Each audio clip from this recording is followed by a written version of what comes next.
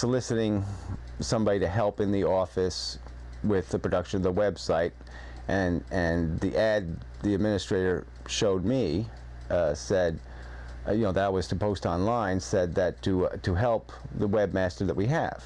So it was supposed to basically somebody just to assist me by providing me with information.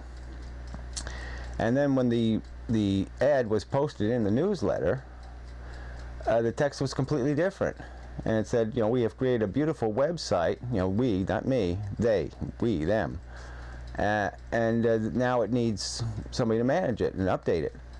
But no mention about helping the current webmaster. So it was basically an ad for a replacement.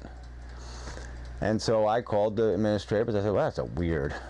Well, why did they change the language of this ad? I mean, why would they post this ad? It's weird. And so I called him, and he gives me this, now in hindsight, after I know that he's already been told to fire me, he just gives me this preposterous lie. He just says, oh, no, that was just bad verbiage. We just, we made a mistake, and it doesn't mean anything. Everything's fine. And at the same time this is happening, I'm also getting emails from him talking about how great the website is and how much he likes the game, he likes this, he likes that. Yeah, it was all great. So no indication at all that I have done anything wrong or that there's anything wrong with my work. And so then a couple months after that, he calls me one day and he says, well, we want the upload information, for the website. And I go, why do you want that? I mean, you don't produce any of the HTML, that's the formatting for websites, documents. You don't provide them in web-ready form to me, so how are you going, what's the point in you having this information? Why do you need to upload pages to the website? It's all hand scripted. It's not going to be compatible with the work I've done. Well, what is this for? And he's basically, contrived this little story that, oh yeah, well no, we're going to do the website in-house now. And I said, well, what my role would be? And he said, well, I guess you wouldn't have one. And so that's how he fired me. He didn't say the word fired, didn't say the word we're voiding our contract or anything like that. That was just it. And so, of course, I was offended. I said, well, what the hell is this crap? I mean, I've done all this work, and you're just going to say, well, here, just give us all this stuff. It's ours. Well, that's not going to happen. It's my work. We had a deal. You got to give me nothing. Give me no explanation that you're going in-house. What does that mean? It doesn't mean anything. It's the information age. Okay? You don't in-house anything anymore. I mean, you could have your website produced by a guy in California. It really just doesn't matter anymore. I mean, you have all this telecommunications. I mean, it's just a ludicrous explanation. Silly. Insane. Insipid. But anyway. So, that's when I knew I was fired. And so I basically said, look, I'm not playing. I'm not giving you the upload information. You haven't paid me. We agreed that you're going to pay me $230. 6 months ago, I asked you to pay me. I said, whenever it's convenient. And that was another thing. He said, I never asked to be paid. Well, guess what? I found 2 emails. I also know I had verbal conversations with him when I mentioned it. But there was 2 emails proving that I had asked them to pay me, and they had never did. So here, they owe me $230 for the web space I'm paying out of pocket, and then this asshole decides that he's going to take the website. So I said, no way, this is going to happen. So anyway, I just decided, no, it's my website. We're done. Fine, whatever.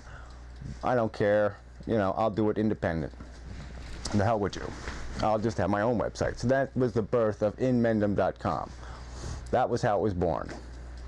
By these crooked, criminal, lying, scumbag government officials. They created me. They created this website. They created what's becoming my legal degree.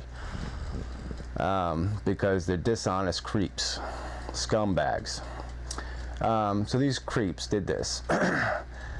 And so, okay, I said, fine. I didn't even sue them over that.